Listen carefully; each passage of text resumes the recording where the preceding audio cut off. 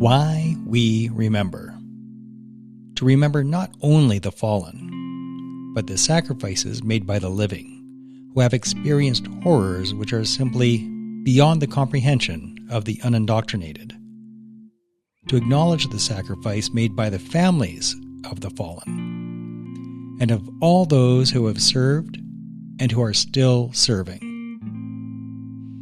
Because nobody ever truly comes home from war.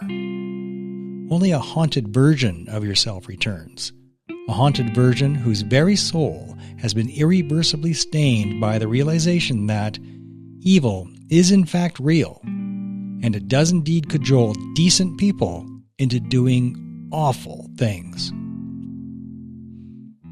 It's the understanding of how unspeakably horrible one person can be to another.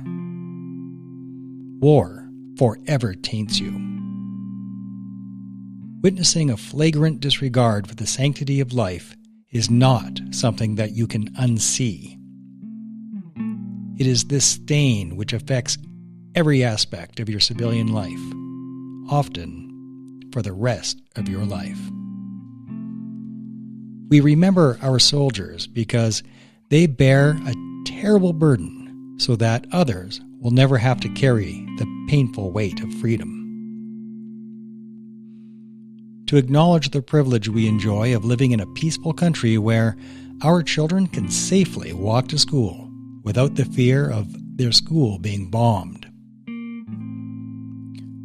We remember because we acknowledge that we can never fully appreciate the sacrifices, so we remember in lieu of understanding. We remember because it's the best we can do, and the least we should do to honor our soldiers, sailors, and airmen, both past and present. We remember because they likely know the unforgettable stench of burning human flesh, and the sound of the screams of the burning. We remember them because they cannot forget. We remember because the survivors often struggle from debilitating depression, relentless nightmares, and uncontrollable anger.